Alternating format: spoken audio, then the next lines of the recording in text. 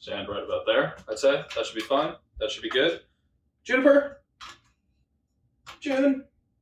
Troublemaker. Troublemaker. Today, we are in my living room because I'm currently getting ready to go on vacation. I'm leaving for the airport in about an hour. But I forgot to record something this week. Actually, I tried to record something and then it may have got corrupted. So here we are again with more nonsense from me, giving you my takes of the week, my medias, my consumption, all of it. Got the consumption hard. Let's get started.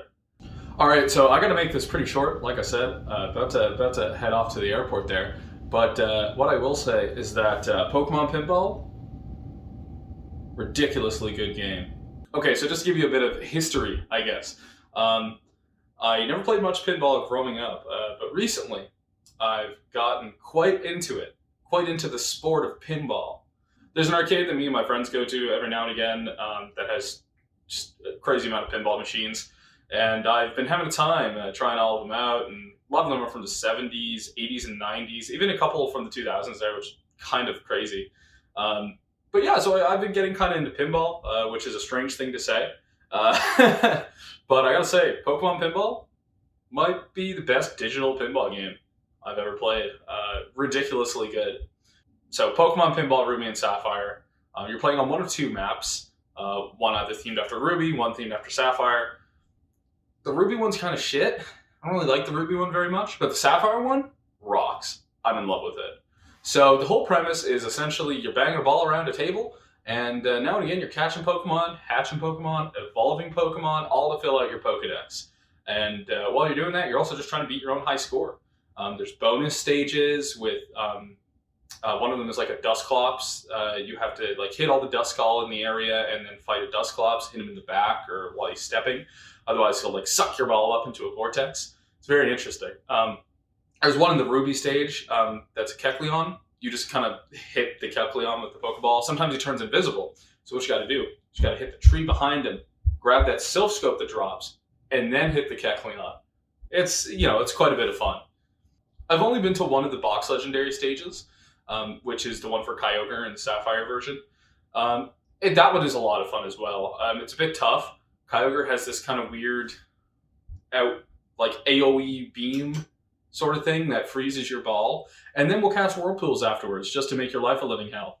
So next, very quickly, I want to talk about the new Paramore album.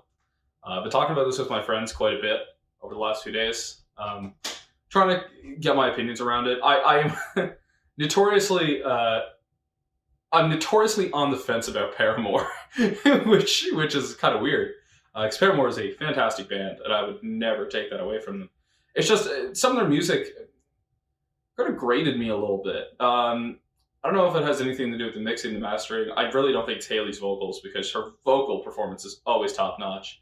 But I don't know. There was something that a lot of it didn't click with me. Like the bangers, of course, they're always fun to listen to. But like a lot of the deeper cuts in some of the albums, no, just didn't hit it. I gotta say that This Is Why might have made me a Paramore fan. Okay, so first I'm just going to start with the negatives. My friends have already roasted me to death for my opinions on this. The news, banging song, second track on the album, amazing. Except for the lyrics. The lyrics really just kind of fucking annoy me, I'm not going to lie. So the lyrics are essentially all about news bad. It's a very simple concept. I think I've heard it in a million songs at this point. And of course, I'm kind of biased here. I work in news, so I'm kind of, hearing that news bad. You just want to stay away from it, but keep going to it. It's a message I understand, and it's a message that resonates with me as a person. I had to just reset things for a moment there. Yeah, it's a message that in a way resonates with me because again, I work in news, and I understand the perspective. I just feel like the angle they took on this was really uncreative. I don't know. It just didn't hit with me at all. I feel like this one could have used a bit more rumination in what they were trying to go for with it. So that is the news.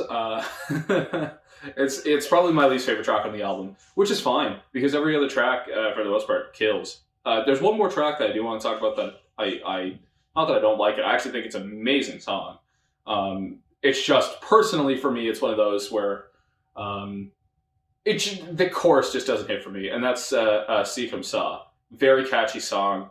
Honestly, I think the chorus will hit with most everybody. It's just a little grating to me. I don't know if it's like a production issue. I really don't think it's Haley's vocal performance. Again, she's an amazing performer. I don't think that really detracts at all. It's just something. It must be with the mixing or something. Something just doesn't. It just nails on a chalkboard just a little bit. But it is an excellent song, and I can definitely see the merit in that song. 100%. It's a great song. But now I want to kind of switch over to talking about some of my favorites. My favorite, I think, it's hard, right? I think it's called Little Man, Big Dignity. Might be the other way around. Don't have the list of songs in front of me right now. You'll always get me with a song if you just randomly decide in the last 5 seconds to throw a fucking flute in. Whoa. Oh, blows my mind. But yeah, no, I really enjoy that track. Figure Eight is another one to mention. That was really kind of, it's a bit weird. And I like how weird it is. There's another one too. To You First. Yeah, that song also fantastic. I feel like Haley's vocals on that song in particular are really cool, are really nice. I think she does a great job. There's another song I can't remember near the end where her vocals are also like blow me away. Overall, I really like this new Paramore album. I've been enjoying it quite a bit. Even the lead single, which I wasn't too hot on the first time I listened to it when it came out before the album, it's really grown on me, and I've been singing it to myself for days. So it has to be something. So yeah, like I said, this is I think this is Paramore's best album in my opinion. I don't know. I haven't listened to a whole lot of Paramore. I listened to After Laughter and probably a couple albums before that, but it feels like on this album, and I've noticed this with Haley Williams solo stuff and what I've listened to that. It feels like their influences are finally starting to meld together into a cohesive drive that's pushing their music forward, if that makes any sense. It feels like they've really nailed down their sound, which is kind of funny to say for a band that's, what, 14, 16 years old? Maybe? It was in mid-2000s they started, maybe? So, yeah, it's kind of nuts. It's kind of crazy that at this point they found a whole new sound and they're running with it.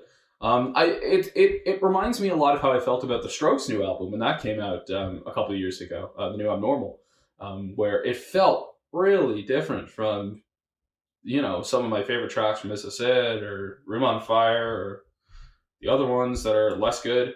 But,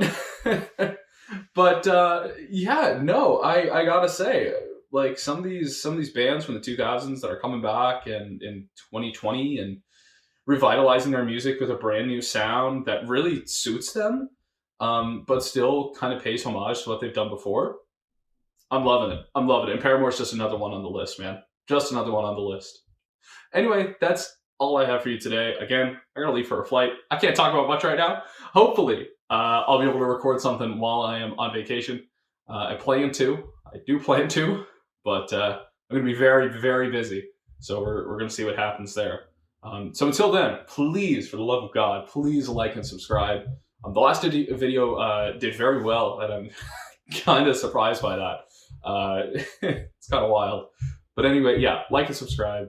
Make sure to follow me on all my socials, Twitter, TikTok, whatever the hell. It's all Brendan Creamer. Make sure you spell Brendan with a Y. I don't know why my mom did that to me. But yeah, anyway, until next time, take care. We'll see you later.